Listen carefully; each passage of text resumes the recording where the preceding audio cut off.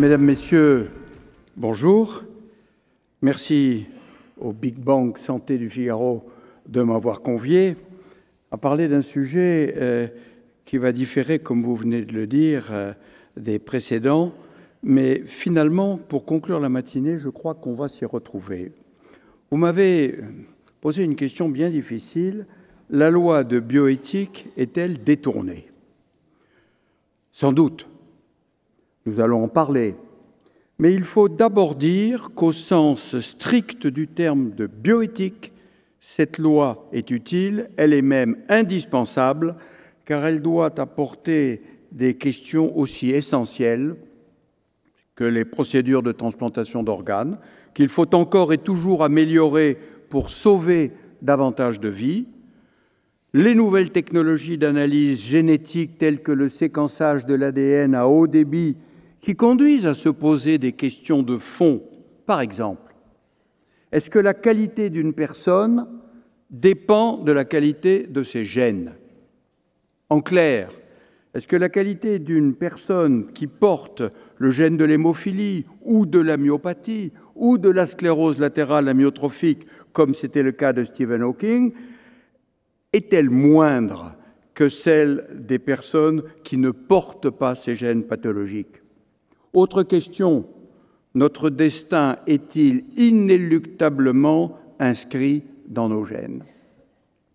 Et si l'on répond non à ces deux questions, et il y en a d'autres, cela conduit à exiger naturellement et à le vérifier régulièrement la plus grande rigueur possible sur l'agrément des équipes en charge des plateformes de séquençage, sur la justesse des indications d'analyse, sur la qualité des résultats et sur les conditions de leurs explications par des médecins généticiens, des conseillers génétiques. Il faut absolument exclure les résultats qui arrivent directement soit dans la boîte aux lettres, soit par courriel.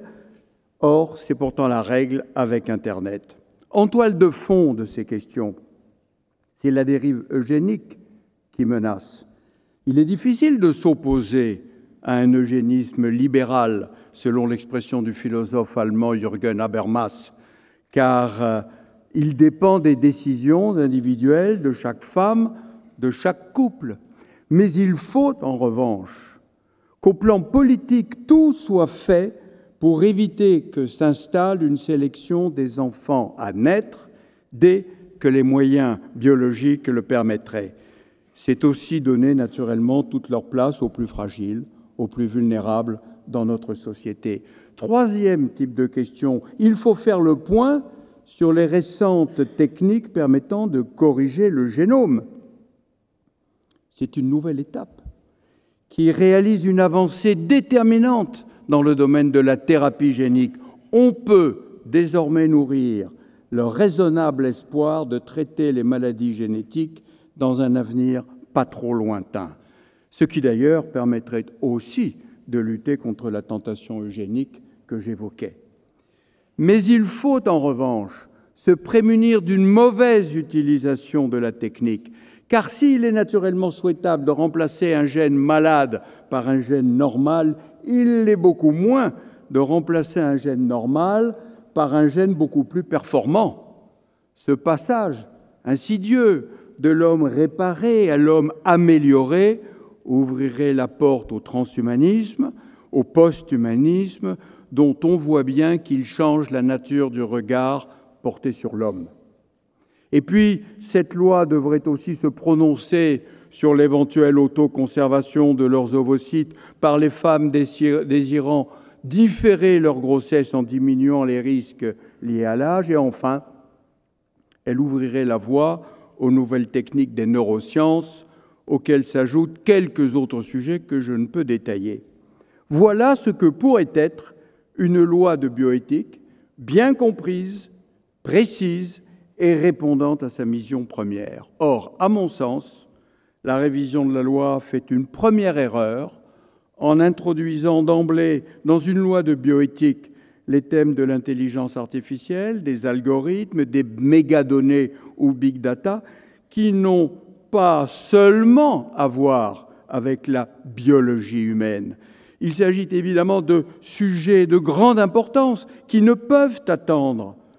Mais quand l'informatique s'est imposée dans nos vies, voici près de 50 ans, c'est d'abord une loi générale qui en a fixé les règles d'utilisation. Je vous rappelle la loi de 1978, intitulée « Informatique, fichiers et liberté », à l'origine de la création de la CNIL.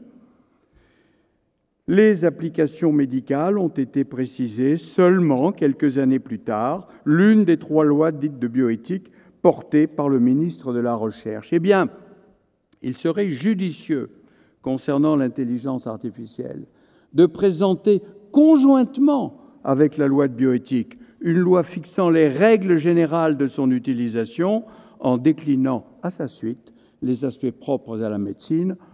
En règle générale, il est de bonne pratique de considérer d'abord les grands principes et d'aller ensuite vers le particulier. Mais enfin et surtout, la loi de bioéthique me semble détournée, car d'après ce que l'on en sait au travers des différents rapports qui la préparent, elle engloberait des champs qui ne relèvent pas vraiment de la bioéthique, tels que l'extension de la procréation assistée à toutes les femmes, en couple ou célibataires. Je voudrais simplement vous rappeler la définition de la bioéthique, car mon expérience m'amène à constater en permanence que la définition de la bioéthique est parfaitement méconnue, confondue avec la morale, confondue avec la déontologie, mais il est vrai que c'est devenu un mot valise qui est placé dans tous les discours, dans tous les entretiens, parce que celui qui utilise l'éthique se pare de toutes les vertus. Eh bien, la bioéthique, ce n'est pas ça du tout. C'est la recherche des réponses les plus appropriées aux nouvelles questions posées par les avancées de la science. Or, la procréation assistée, les techniques qui la mettent en œuvre sont pratiquées depuis 40 ans et leur extension ne comporte aucun enjeu scientifique. Il en serait de même pour la fin de la vie, si le thème était inclus. Pour la fin de la vie, pas moins de 3 lois en 20 ans ont été votées. En 1999, en 2005, en 2016, elles ont introduit progressivement les soins palliatifs, l'accompagnement des mourants, la lutte contre la douleur, puis l'autonomie du patient, responsable de décider de refuser ou d'arrêter tout soin, et puis enfin, les directives anticipées et la sédation profonde et continue. On le voit, il n'y a aucun enjeu scientifique, mais une évolution lente de notre société avec le temps. Pour l'extension de la procréation assistée, on peut penser qu'elle s'inscrit dans la suite d'autres réformes sociétales, comme le pacte civil de solidarité, le PACS en 1999, ou le mariage pour tous en 2013, et qu'elle ouvrirait la voie à la gestation pour autrui, qui pose des questions encore plus cruciales, mais il n'y a encore une fois aucun enjeu scientifique. Faut-il rappeler que la société et la science ne vont pas au même rythme?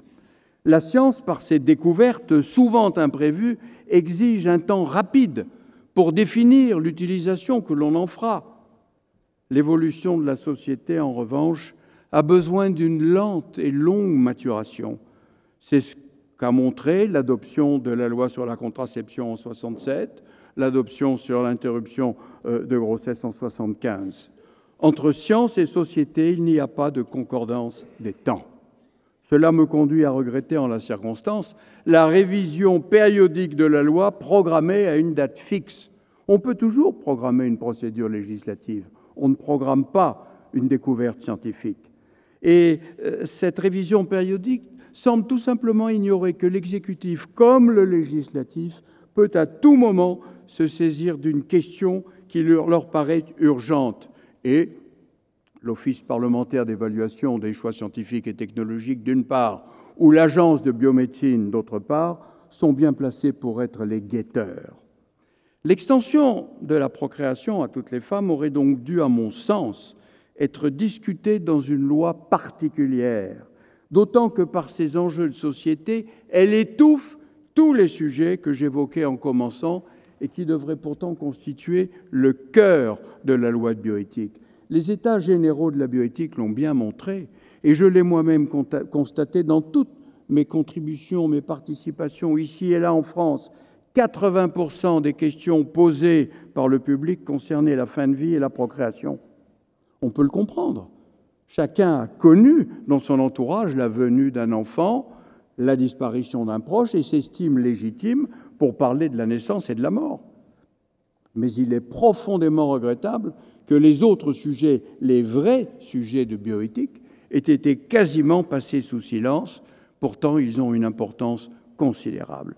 Je regrette d'autant plus que l'extension de la procréation assistée ne relève pas d'une loi spécifique, c'est qu'elle entraîne une importante modification du Code civil, comme l'a d'ailleurs très bien montré le rapport du Conseil d'État. D'une part, il nous faut une réforme nécessaire de la filiation, puisque les deux parents éventuels pourraient être deux femmes, et une réforme du droit de succession, en raison de la possibilité d'insémination artificielle ou de transfert d'embryons en période post-mortem, conséquence directe de l'extension de la procréation à des femmes seules, donc aux femmes devenues veuves.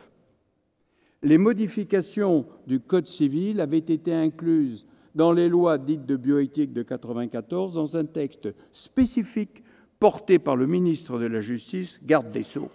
Bien sûr, il ne faut pas éviter le débat. Il ne faut pas non plus se tromper de débat. Il ne s'agit aucunement de contester aux femmes leur désir légitime de maternité, leur capacité à éduquer un enfant et de l'aimer comme toute autre femme. Mais la question qui se pose est celle de l'enfant, conçu délibérément sans père, ni biologique, ni social. Ce serait une véritable rupture anthropologique culturelle. Nous manquons bien sûr d'études ayant le recul suffisant pour apprécier leur évolution. Et notez bien que tous les cas médiatisés concernent de jeunes enfants qui n'ont pas encore atteint l'âge des questions existentielles. Or, ce que nous savons, ce que je sais des enfants nés après insémination artificielle avec sperme de donneur anonyme ou après accouchement sous X, c'est qu'un nombre non négligeable d'entre eux, à l'adolescence ou devenus de jeunes adultes, entrent dans une recherche quasi obsessionnelle de leur père ou de leur mère biologique et peinent à trouver leur équilibre. Après bien des réflexions, je ne crois pas qu'on puisse facilement se passer de ses origines biologiques, ce qui ne vient aucunement, naturellement, amoindrir les liens affectifs institués. On en prend conscience, ce n'est pas un sujet scientifique, mais bien un choix de société. Nombreuses sont les lois qui ont peu à peu fait évoluer les modèles familiaux. Je le redis donc, et cela sans préjuger de l'évolution et du choix de l'opinion publique, une loi particulière devrait s'imposer, sauf à détourner la loi de bioéthique de sa mission première. En outre, et ce n'est pas anodin, cela aurait probablement permis d'espérer un très large consensus sur les autres sujets, ce qui, à propos de la bioéthique, n'est pas négligeable, car elle contribue à définir notre vision de l'humain. Et je voudrais terminer en citant Aimé Césaire. « Toute civilisation qui ruse avec ses principes est une civilisation moribonde. »